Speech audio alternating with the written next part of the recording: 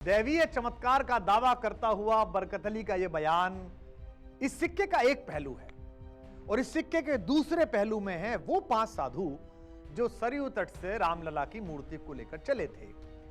लेकिन सिक्के के ये दोनों पहलू एक दूसरे से जुड़ गए। चाहे अनचाहे बरकत अली का नाम अयोध्या विवाद से जुड़ गया।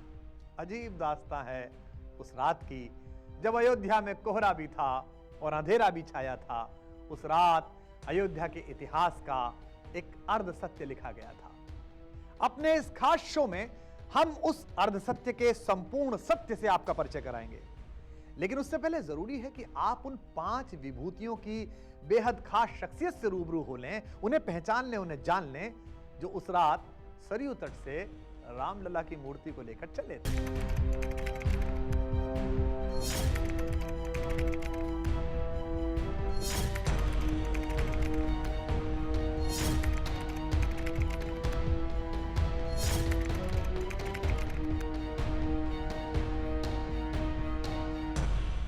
रात को सर्दी थी, लेकिन फिर भी कुछ लोग सरयू के तट पर मौजूद थे और इन्हीं में से एक थे गोरखपुर की गोरक्षपीठ के महंत दिग्विजयनाथ। दिग्विजयनाथ महंत बनने से पहले उदयपुर के शाही परिवार के सदस्य थे, लेकिन उनके चाचा ने संपत्ति और दौलत के लालच में उन्हें नाथ संप्रदाय के साधुओं को सौंप दिया और ये साधु उनको गोरखपुर लेकर आए।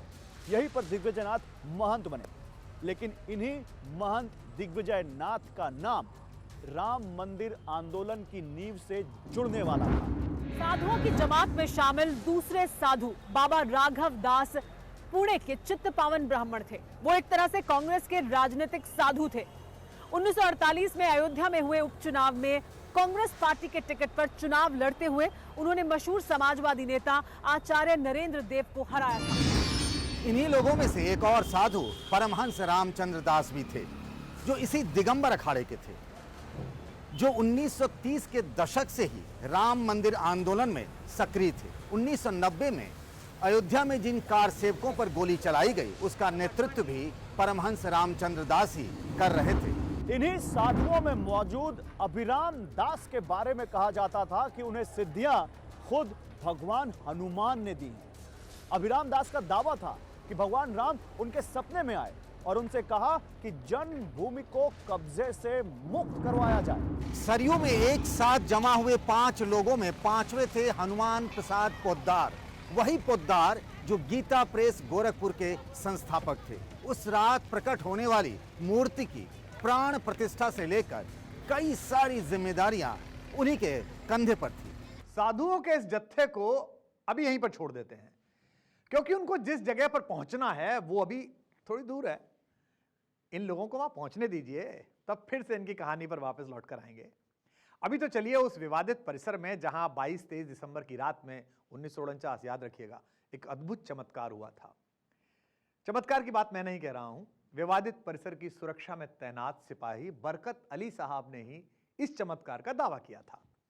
वैसे उस रात जो कथित चमत्कार हुआ था, या हुआ था सचमुच, उसमें बरकत अली के साथ साथ एक और सिपाही जनाब शेर सिंह साहब भी शामिल। 22 और 23 दिसंबर की रात जब मोहम्मद इस्माइल वहाँ से भागे तो भागते भागते घोसियाना पहुँचे। घोसियाना में पहुँचकर फैज़ाबाद का एक मोहल्ला है, वहाँ उन्होंने पूरी कथा सुनाई कि आज वहाँ क्या हुआ।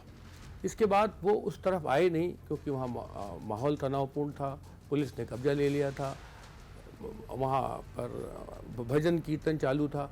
कुछ दिनों बाद ये पता चला कि इस्माइल साहब घोसियाना की किसी स्थानीय मस्जिद में भी मुअज्जिन का काम करते हैं। मैंने कोशिश की पता करने की, लेकिन न तो उनके परिवार का कुछ पता चला, न उनके आसपास के लोगों का, उनकी पड़ोसियों का कुछ पता चला, न फैज़ाबाद के इतिहास या किसी संदर्भ में उनका नाम आया।